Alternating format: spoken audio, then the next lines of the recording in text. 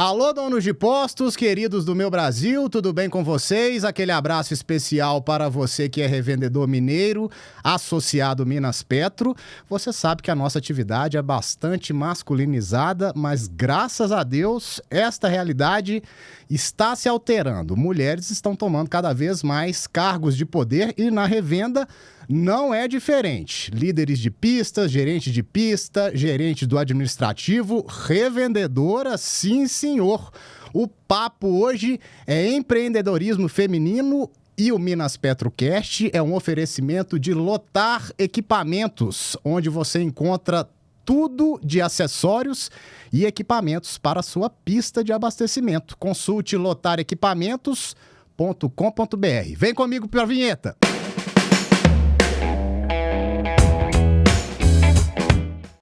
Olha, eu tô muito emocionado aqui porque eu estou com as duas mulheres mais importantes, uma das duas mulheres mais importantes da história do Minas Petro. Elas fundaram um movimento chamado Minas Petro Mulher e eu tenho a honra e o orgulho de chamá-las também de amigas. Estou muito emocionado com as duas aqui hoje e muito satisfeito porque são duas mulheres incríveis para a gente falar desse tema. Tá começando com ela, Maurícia Vieira, já conhecida da Revenda de Belo Horizonte, dona do Posto VIP. E aí, Maurícia? Tudo bem, Gui? Tudo jóia? É Gui, né? É Gui, pra você pode.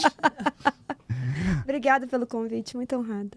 Ela é ex-diretora do Minas Petro, já foi dona de posto e também está aqui conosco Cássia Barbosa. Tudo bem, Cássia? Bem, Gui. Que saudade. Saudade, né? Que bom, né? Que bom estar aqui sempre. Exatamente. Só pra vocês se inteirarem, as duas, essa bagaça aqui só tinha homem, tá? As duas deram um soco na mesa e falaram assim, ó, vai ter que ter representatividade feminina nesse Minas Petro. E elas foram lá e conseguiram, e a gente vai falar sobre isso daqui a pouco. E a nossa convidada especial, vou ter que ler o currículo dela aqui, porque o negócio é extenso, rapaz. Renata Lima. Psicóloga, é mentora e especialista em desenvolvimento pessoal e emocional para mulheres, 17 anos de experiência como psicóloga.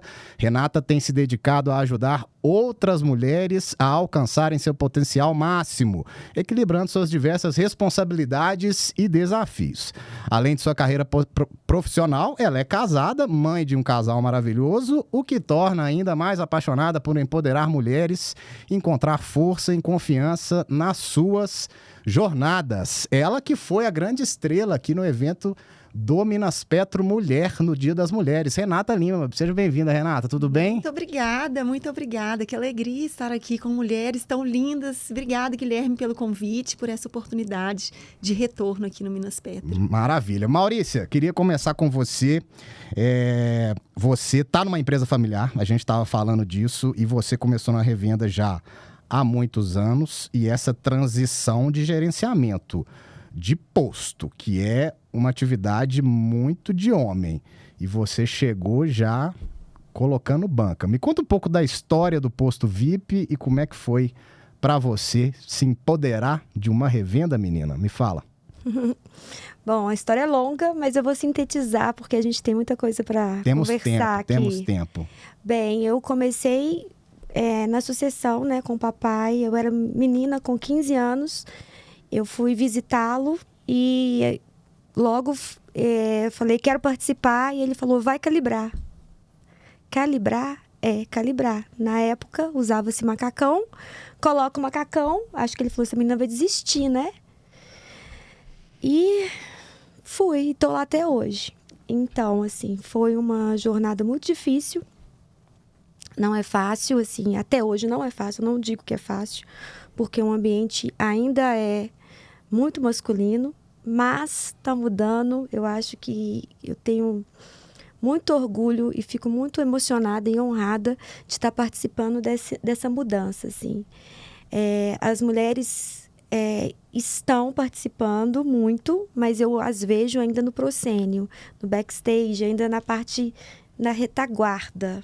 Depois eu vou querer saber da Renata o que falta para ser protagonista total. Tá? Eu acho que a gente precisa um pouco mais disso. São poucas que assumem esse posicionamento de protagonismo. Tá, me chamou a atenção uma coisa aqui. Você ter começado no operacional, você acha que foi interessante? Porque, imagino, a filha do dono indo para a pista, calibrar, deve ter sido um impacto grande para os frentistas, para motoristas. Como é que foi isso? Não é fácil. Eu me masculinizei muito no início para isso. Eu realmente vesti um macacão. Mas foi necessário. Legal. E ainda acho que para você liderar, você tem que entender dos processos, você tem que fazer parte, você tem que saber o passo a passo, né, Cássia? Tem que estar lá. Eu brinco barriga no balcão. Dona Cássia Barbosa, você também numa época muito diferente do contexto hoje que a gente vive. Sim. Além disso, é engenheira civil, né? Para piorar a situação, digamos assim. Conte-nos. A história começou mesmo por causa da engenharia. Eu tinha uma pessoa me propôs uma sociedade para ter um posto, para sair do contexto de engenharia, que era um contexto que todo ano a gente vivia uma situação difícil nesse Brasil e continua vivendo. Então, me propus a entrar no negócio e eu sempre trabalhei em empresas grandes de engenharia. Trabalhei como engenheira durante 10 anos. Antes eu era técnica de edificações, então eu trabalhava no ramo também. Sempre trabalhei com controle.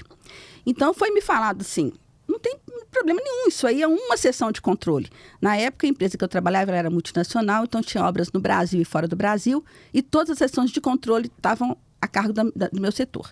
Então, eu entrei para o posto e comecei a criar os processos.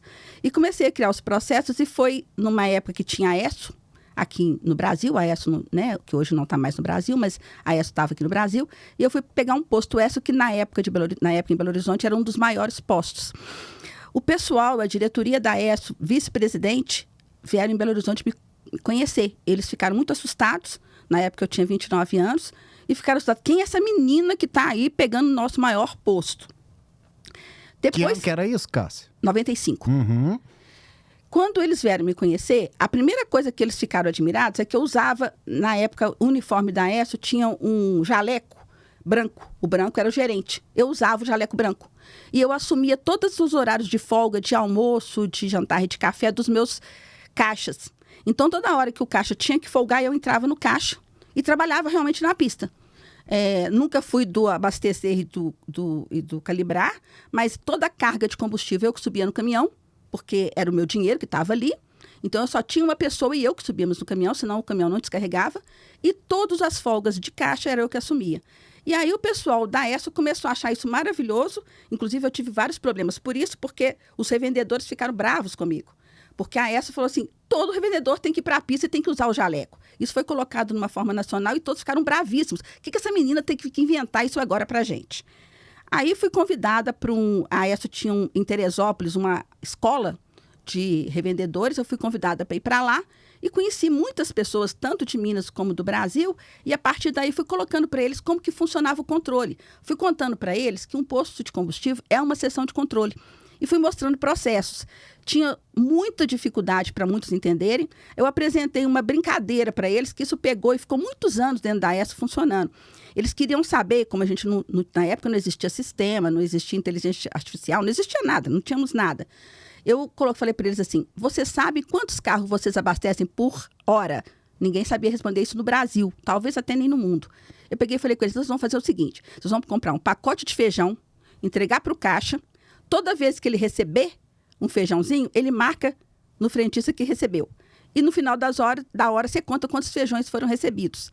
Isso criou uma coisa dentro da ESSO enorme, porque o feijãozinho passou a ser o contador para a gente saber quantos carros abastecia por hora. Uma mulher dando aula para os revendedores Shell em âmbito nacional. Imagino que você recebeu olhares assim, né? Devastadores. Foi terrível. Entendi. Terrível. Entendi. Aí eu era convidado para tudo para falar e eles odiavam, me xingavam. Na época não tinha e-mail para ninguém xingar, WhatsApp. Hoje eu seria cancelada, tá? Mas como na época não existia isso, eu só recebia xingos, mas aí eram mais ou menos em algumas reuniões, então eu ia tentando com um jeitinho, com aquela coisa, não faz isso, eu te ensino a fazer aquilo. E aí comecei a receber uma quantidade enorme de revendedores dentro do meu posto. Era quase que semanal eu ter um revendedor dentro do posto para aprender como que fazia para tocar um posto de combustível. E alguns, eu ainda falava para eles, você não tem perfil, não compra esse posto, não. Eles achavam que eu estava não querendo ter um concorrente, mas não era isso. Eu explicava para eles, você não vai dar certo com isso, porque você tem que fazer isso, você não quer fazer isso, você não gosta disso, não tem jeito. Passado alguns anos, aquelas pessoas voltavam e falavam, você falou e eu não acreditei em você. Aí, outros que eu falava, você vai dar certo, você vai caminhar por esse lado. Eu, às vezes, encontrava o caminho que a pessoa já tinha e mostrava o caminho das pedras. A pessoa vinha me agradecer, mandava filho para apresentar. Então, eu vivi os 10 primeiros anos muito próximo de toda a diretoria da ESSO na época, do vice-presidente. Então, assim, eu era convidada para contar para eles e para ensinar tudo isso. E foi muito legal, porque é aquela história do mineirinho, que eles também usavam muito essa frase, o mineiro que vai comendo boi aos bifes. Então, você consegue comer um boi? Não, a gente consegue sim, parte os bifes que eu como. Então, isso foi muito interessante e, de repente, eu virei uma pessoa que toda revenda ESSO tinha um respeito por mim. E era aquela coisa, uma mulher, na época eu tinha 29 anos, uma mulher jovem, quem é essa pessoa, né? E aí foi acontecendo vários eventos, a ESSO foi criando várias outras coisas, e a gente foi caminhando junto com isso e foi acontecendo. Renata, deixa eu te chamar para esse boteco aqui. As duas viveram um cenário muito diferente do que a gente vive hoje. Assim, por mais dificuldades que ainda a gente tenha, Maurícia destacou bem aqui, mas é um cenário ainda que evoluímos bastante nessa questão, ainda bem, né? Graças a várias questões, feminismo, perseverança, resistência, resiliência, enfim, caráter, várias coisas. Queria que você fizesse esse comparativo, assim, o cenário que as duas viveram e o cenário que vivemos hoje para uma mulher que assume um cargo de liderança de um setor ainda muito masculinizado. Seja bem-vinda. Muito obrigada. Parabéns, mulheres. Obrigada, Né? Renata. Quanta força, quanta determinação, posicionamento. Tudo começa de um posicionamento. Né? Tudo vem a partir de um posicionamento, de uma decisão. Né? Maurícia sabia o que ela queria. Quando ela chegou, né, vestiu aquele macacão, ela sabia o que ela queria alcançar. E ela tem construído um legado. Cássia veio com uma transformação, uma mudança de visão, trazendo treinamento não só nesse formato técnico, mas uma estratégia muito forte e traz aí realmente um legado aqui para Minas Petro. Hoje eu vejo o quanto que o posicionamento ele é necessário. Quando a gente olha para esse passado onde realmente as mulheres não estavam ali nesse poder, muitas relações familiares, muitas vezes disfuncionais, exatamente por conta de homens no poder, as mulheres numa submissão, mas no sentido pejorativo dentro de casa, né? Muitas meninas criadas para fazerem diferença no mercado de trabalho, por conta de algo que foi vivido lá atrás, né? Lutas, né? Eu sou de 80, eu sou de 83, a geração da minha mãe viveu isso, a geração da minha avó viveu isso, apesar dela ter sido uma pessoa diferente e uma inspiração para mim. Quando eu escuto as meninas falarem aqui, eu lembro dela. Minha avó, hoje ela teria mais de 100 anos, ela foi chefe de um setor masculino na Central do Brasil, com 3 filhos em casa, casada, algo que para aquela geração era impossível. Né? Sempre muito feminina. Eu aprendi a gostar do autocuidado com ela, eu vivia com ela, eu tinha uma família disfuncional e a casa dela era um refúgio para mim. Então eu aprendi sobre o cuidado da casa, sobre o autocuidado, as boas tratativas, um posicionamento como a mulher do lar e também como a mulher no trabalho, posicionada perante tantos homens ali do setor dela.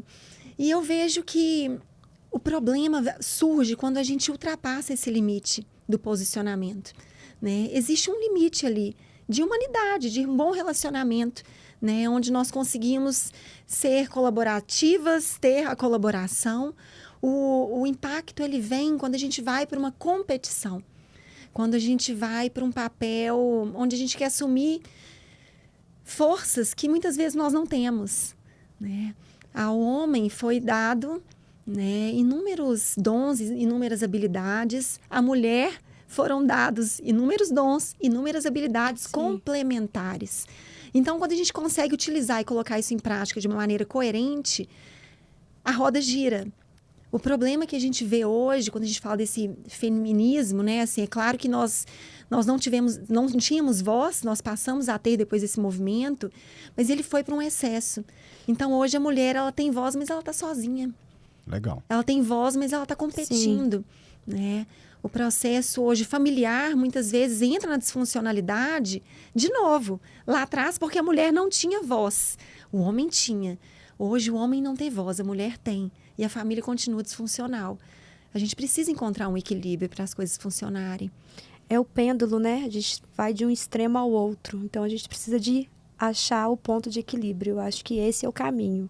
Mas não tem jeito de encontrar o equilíbrio se não for de um lado ao outro. Ao outro. Tem que ter um movimento. Tem que ter um movimento. O processo de cura, o processo de posicionamento, de resgate de identidade, ele precisa de um movimento. E a gente vai testando até onde a gente vai e até onde a gente não vai. O amadurecimento das relações, elas passam muito pela boa vontade. Então, muitas vezes, eu estava tendo um relacionamento com os meus funcionários em que, se eu não tivesse boa vontade de ter esse bom relacionamento, era destruído. Porque muitas vezes você está relacionando com pessoas que não entendem muito o que você está falando e não estão no grau que você está de conhecimento de algumas coisas.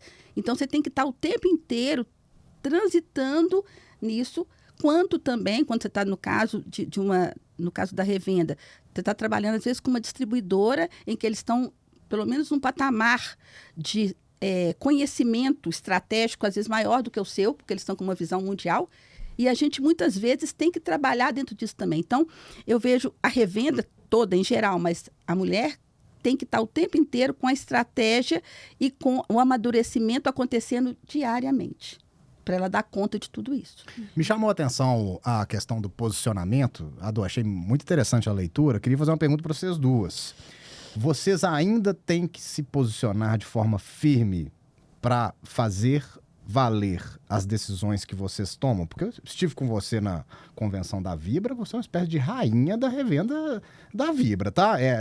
Paremos aqui de modéstia. Ainda assim, até hoje, aquela menina que colocou o macacão ainda tem que colocar o pé firme para conseguir algumas coisas que às vezes são básicas? Olha, Guilherme, pergunta difícil, né? Porque depende, é uma coisa de dentro para fora. Porque muitos medos foram superados em muitas questões, mas os desafios sempre existem. Então você vai mudando de nível de desafio. Então, em muitos momentos, eu me vejo menina. Entendi. Em muitos momentos. Então, por isso que eu entendo que essa expressão, né? Lifelong learning, né? Que é recente. A gente continua aprendendo o tempo todo. E a gente amadurece, não é em tudo o tempo todo ao mesmo tempo.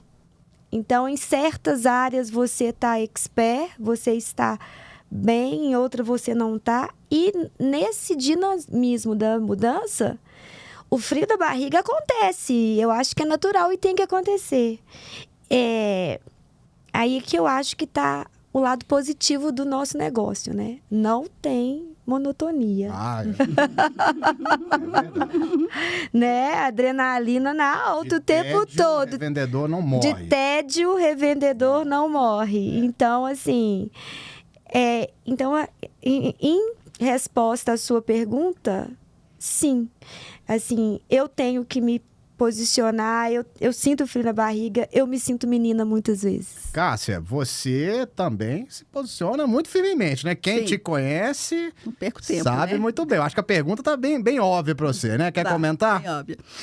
Eu tive todo o tempo que eu tive trabalhando na revenda, eu nunca me preocupei muito em me posicionar, não, sabe? Era como se fosse assim, natural. Fui. Nunca fui. Você agora, é assim, né, Cássia? Eu sou assim.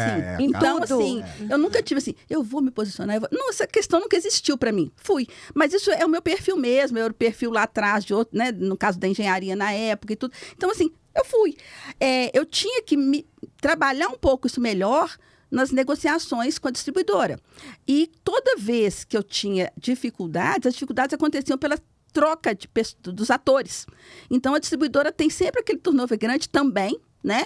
Então, toda vez que tinha algum probleminha, eu ia atrás de alguém já conhecido e falava assim, olha, aquela pessoa ali não está dando certo para me atender, não, porque ele não está entendendo. Aí, às vezes, a pessoa era chamada e era colocado para ele, às vezes, até meu histórico, as coisas que eu participava e tudo, a pessoa já entendia, porque muitas vezes a distribuidora colocava um estagiário, um novato, para te atender, e a pessoa vinha com treinamentos ali bem, né, travados. Então, era um único... Mas era pequeno, tá? Não foi muito grande isso, não. Pelo contrário, a gente tem sempre tive um relacionamento. Eu tenho até hoje. Toda vez que a gente tem encontros, eu estou com o pessoal tanto que era da ESO quanto que era da Shell. Outro dia tive um encontro com uma pessoa antiga da época da ESO, que eu brincava com ele quando ele ainda não tinha sido contratado. E ele foi contratado, chamei ele na minha sala. Quando eu fiquei sabendo na pista. Ele trabalhava com a parte de troca de óleo e ele foi chamado para trabalhar como assessor. Falei, eu quero conversar com você, sério. Fechei a porta, falei... Nós precisamos resolver algumas coisas aqui. Você tem que urgentemente procurar uma terapia, porque você tem que aprender a ser pim, pim, pim, pim. Se você não aprender a ser assim, você não vai vingar nesse seu lugar. E ele lembra disso até hoje. Então, assim, ele tinha que mudar. Não dava para ser bonzinho, gentil o tempo inteiro. A gentileza aparece, mas não é toda hora. Então, na hora de você ter que socar, botar a mão na mesa e impor, você tem que ter um apoio psicológico. Renata, deixa eu puxar um gancho aqui da Maurícia. Pressão e dinamicidade no nosso negócio realmente é uma loucura. Por exemplo, hoje é dia 1º de abril, a Petrobras reajustou o preço ontem e vira uma loucura, um pandemônio. Não sei como é que a Maurícia tá aqui. Vira uma doideira, ajuste de preço, imprensa falando mal, cliente reclamando, enfim, é uma loucura. E tem a questão, digamos, clichê, que a mulher ainda tem o marido, tem os filhos e ainda tem que lidar com esse negócio de doido que é ser dono de posto. Como lidar com essa pressão? Como suportar isso? O que você comenta sobre isso? Como lidar com pressão? Como lidar com pressão? Tem como lidar com pressão? Uma válvula de escape. Procura a válvula de escape. Ó, você já está me dando aqui o passo, né, que eu gostaria de chegar. A pressão, ela existe em todos os nossos papéis. E quando a gente fala de sermos especialistas em equilibrar pratos, a questão é equilibrar, a questão não é ficar carregando todos pesados o tempo inteiro. Vai ter hora que um determinado papel vai exigir mais da nossa atenção, vai ter um momento que outro determinado papel vai exigir da nossa atenção e a gente precisa fazer essa dança, ter a flexibilidade do processo. Né? Sim, marido exige, filho exige, o trabalho exige. Hoje, muitas vezes, a nossa família de origem exige, os pais dos nossos maridos exigem, tem também o autocuidado, tem também os nossos sonhos, os nossos hobbies, os nossos projetos. Cada hora um vai tomar um lugar central, né? E a gente precisa saber que aquilo tem um tempo, tem um início, tem um meio, tem um fim. Né? Se a gente se coloca ali como responsável por resolver o problema do mundo, não tem saúde que dê conta. Eu brinco muito no consultório, falo, olha, se intensificou aqui um projeto de trabalho, se intensificou uma demanda pessoal, se intensificou uma demanda profissional, ao invés da gente tirar de cena o descanso, que é o que a gente acaba abrindo mão, tirar de cena o lazer, os momentos de desconexão, a gente precisa aumentar. Então, se aumentou demais o pilar do trabalho, a gente precisa focar e priorizar no tempo de descanso e de lazer. Porque se a gente abre mão, aí sim a gente entra no estresse e a gente entra no burnout, que a gente sabe hoje que das mulheres, né, que estão ativas no mercado de trabalho, 60% dos casos de burnout vêm dessas mulheres. Por conta das outras funções, por conta da nossa tendência de querer dar conta de tudo. De querer ser perfeita em tudo. Né, ser boa bastante, boa o suficiente em tudo. E assumir o problema do mundo como se a gente fosse capaz de resolver. Essa dica aí de abrir mão do perfeccionismo é maravilhosa. E a palestra que você trouxe pra gente no Dia das Mulheres aqui, eu acho que aqueles dados precisam ser muito divulgados. E divulgados para os homens, principalmente, porque a gente sente na pele essa pressão. Então, eu acho que, né, tem que ser colocado esses números que você colocou. Aí, Gui, te peço, se possível, né, se a Renata autorizar, a gente fazer alguma Débora Corsini, neste momento, está colocando os números na tela para nós, para analisarmos. É que eu acho que é importante a gente colocar isso aí para que todos saibam do tamanho dessa pressão e o que essa pressão gera. Mas é a consequência do adoecimento, né, Renata? É a consequência. Se a gente fica com perfeccionismo, se a gente não aceita, adoece. Isso acontece. E é interessante, Maurícia, como nós nos colocamos nesse papel. Estávamos aqui, né, conversando um pouquinho nos bastidores antes de iniciarmos a fala. As pessoas nos cobram daquilo que a gente promete. E a gente promete muitas vezes essa perfeição. A gente promete dar conta de tudo. A gente promete muitas vezes para o marido, para o filho, que eles realmente não precisam colaborar com muito. Que a gente vai dar conta de fazer o que tem que ser feito. Sim. A gente promete como? Fazendo. E fazendo. E fazendo. Até que aquilo vira uma obrigação, em aspas. Uma obrigação nossa. Outro dia eu vi um casal. O pai viaja, né? Inclusive, essa semana meu marido tá fora. Eu tô aqui, organizando as coisas. Outro dia foi a esposa que viajou a trabalho. É uma paciente, ela comentou, ela falou assim, as pessoas ligavam pro meu marido como se ele estivesse doente. Você precisa de alguma coisa? Você quer que leve uma janta? Você quer que ajude as crianças no para casa? Você quer que leve para a escola? Você tá bem? Para ela, ninguém ligou. Né? Mas o porquê disso? Né? O porquê disso? Será que esses maridos eles estão tendo espaço para participar em casa? Né? Eu vejo isso em consultório, eu atendo um público feminino assim, em alta intensidade, quantidade, há muitos anos. É como se o pai não pudesse fazer, porque ele não faz do jeito que a mãe faz. Ele não pode lavar as louças da cozinha, porque ele não lava do jeito que a esposa lava. Então, se ele não lava certo, é melhor ele não lavar. E aí ele não participa. Né? E aí ele vai saindo de cena. Um e aí, de repente, a criança só tem o papai, a mamãe não tem o papai. Né? Às vezes eu escuto de uma paciente, fala, eu não posso fazer a terapia nesse horário, porque meu marido não consegue colocar o fulano para dormir. Né? Mas como assim não consegue colocar o fulano para dormir? O processo do sono é um processo ativo, ele não é passivo. A criança, ela aprende a dormir. Não é a mãe que dorme pela criança. O pai, ele pode participar disso. Então, assim, muitas vezes, nessa tendência, nessa revolução da mulher empoderada, de chegar, de assumir o espaço, de ganhar, né, todas as lutas, todas as corridas, o homem também ficou de lado, calado, mudo, sem posicionamento, Sim. impotente. Dois corpos não ocupam o mesmo espaço, então a mulher ela precisa recuar, ela precisa aceitar que o homem faça da maneira como ele faz, para que ela tenha um companheirismo, uma cumplicidade em casa. A gente consegue ser complementar se a gente não entra em competição. É o símbolo, né, do yin yang, né? O branco, o preto que se complementa. Eu adoro aquele símbolo. Renata, queria que você aprofundasse num tema aqui.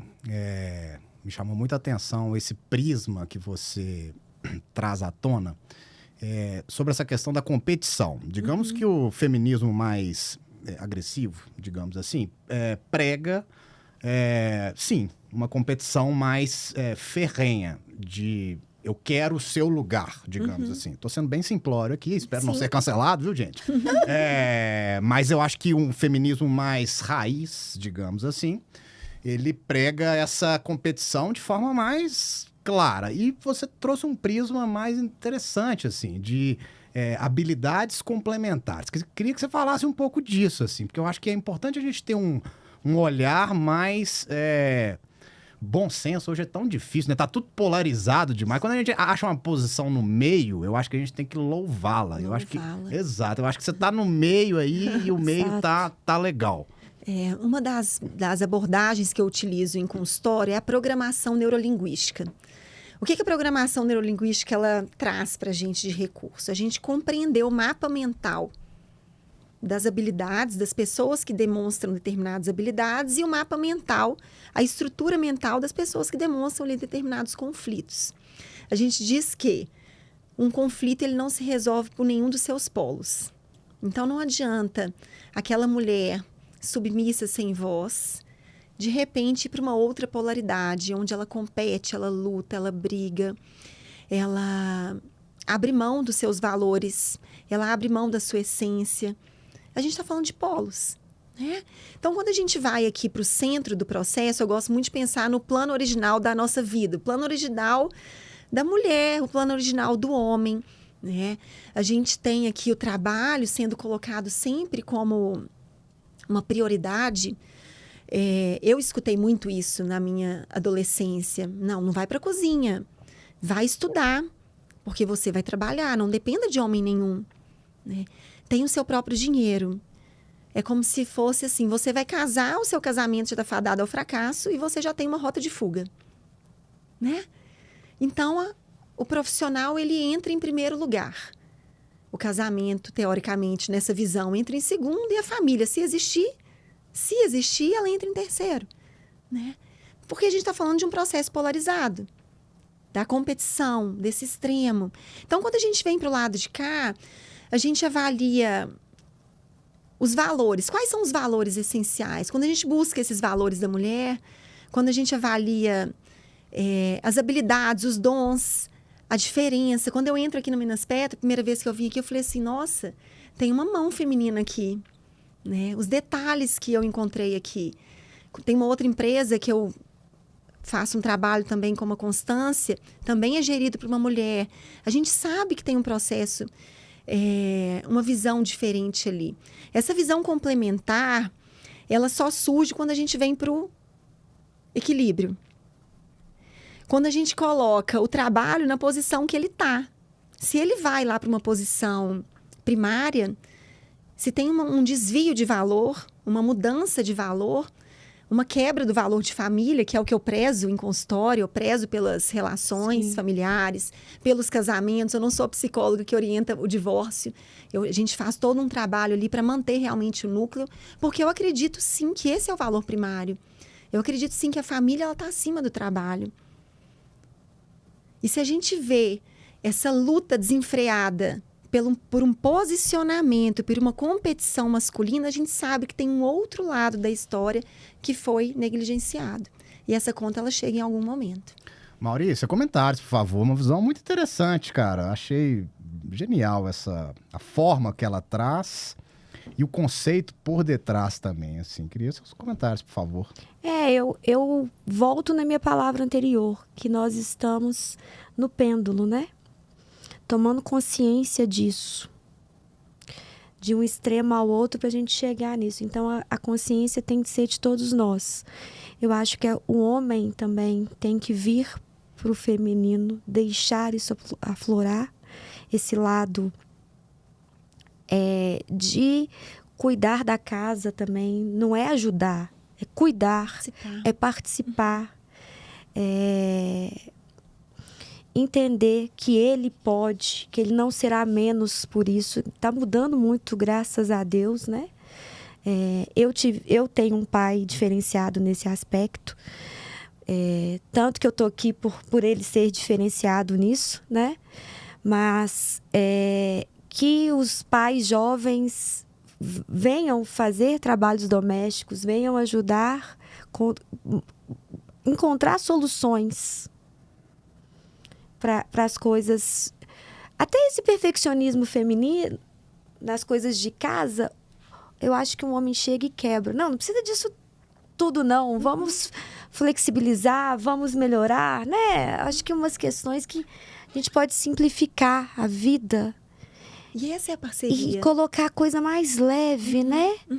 Porque fica pesado e a pressão é grande. E no nosso caso, assim, que mistura, o público que nos ouve aqui é empresa familiar. Muito difícil, Renata, mistura. O conflito da empresa vai para a família, da família vai para a empresa. Tenho certeza que todo mundo aqui, na mesa de jantar, comenta algumas questões. Então, assim, é preciso de, primeiro, tomar consciência dos papéis de cada um, porque quem é que está em qual lugar, que lugar que ocupa, e respeitar o momento, o desenvolvimento de cada um, e principalmente pedir ajuda, porque é uma dificuldade pedir ajuda, sabe? Tanto ajuda profissional ou com alguém que já passou por algo parecido, mas eu acho que a gente precisa disso. Acredito que sim, a família é a origem, é a base da nossa sociedade, sim. E temos que preservá-las. Até para a empresa, nós vivemos isso, né? Assim, na minha família, o que a gente sofre na família não tem jeito. A empresa responde. Cássia Barbosa, você já cansou de competir com homens porque você já ganhou de todos eles ou você continua competindo com eles? Qual a sua visão sobre esse prisma? Eu tenho uma visão um pouco diferente de tudo isso, porque eu acho que a revolução vai acontecer na hora que as mulheres aprenderem ou melhorarem a criação dos filhos. Então, para mim, a coisa está lá atrás. O começo na hora que você cria um filho, eu não sou mãe de homem, sou mãe de mulher, mas na hora que você cria um filho, para ele ser um parceiro, para ele ser atento a essas coisas, você tem um filho, um adulto diferente. Quando você cria um filho que você leva na mão tudo pronto, em que você não ensina para ele a fazer uma cama, a lavar uma vasilha e acha que é uma vergonha ele fazer isso, você traz um adulto diferente. E a mulher também tem que criar bem a sua filha. Não é para competir ou para poder julgar isso na cara de alguém. É para aprender, como vocês estavam falando agora há pouco, recuar e dividir as coisas de uma forma uniforme.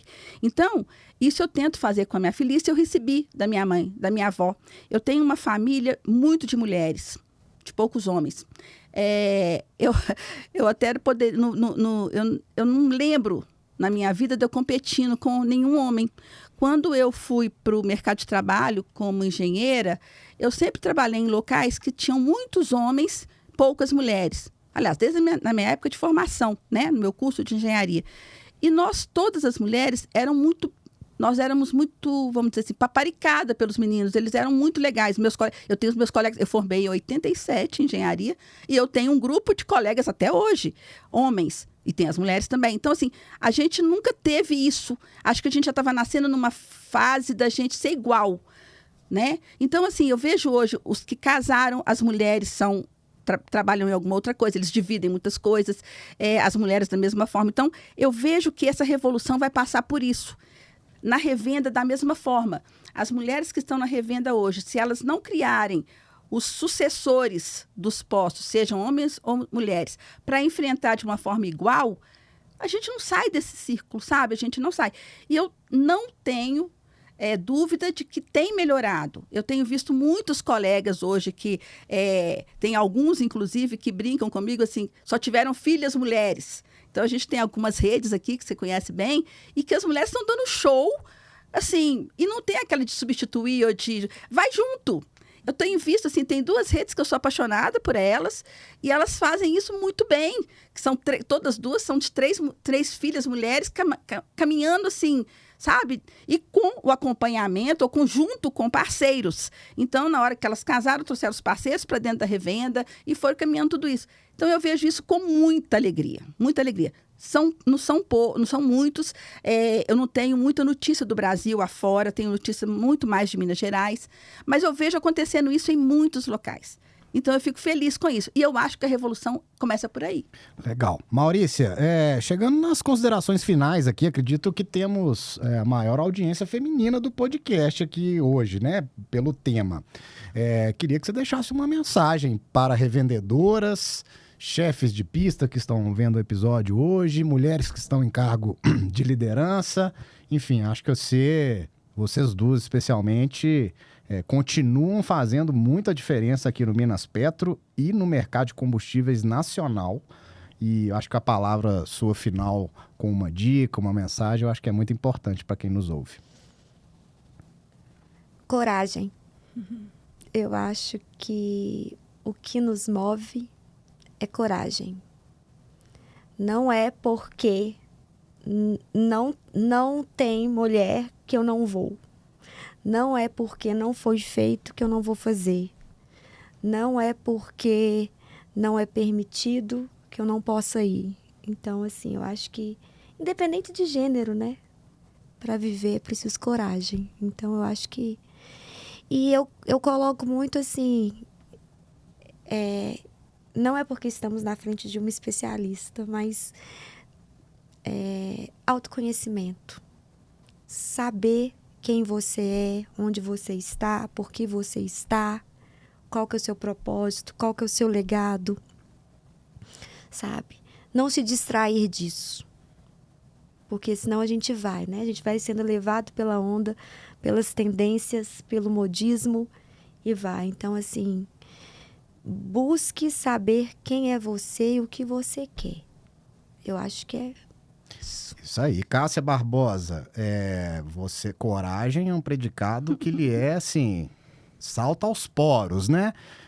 Hoje artista, ex-revendedora, artista, empreendedora. Queria, primeiro, sua mensagem final e venda o seu peixe também. Chegou a hora.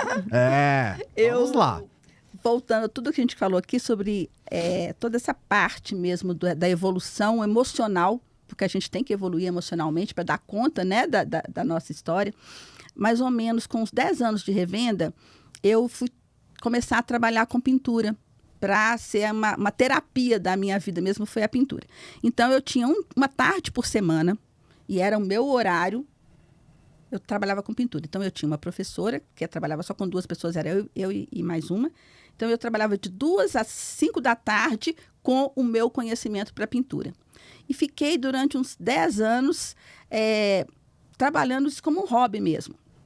E um hobby que muita gente gostava, eu dava de presente, eu ia caminhando nisso. Fiquei um bom tempo com isso. Depois eu fiquei um pouco afastada disso, fui para mexer com... Sempre tive alguma coisa paralelo, mas fui mexer com outras coisas.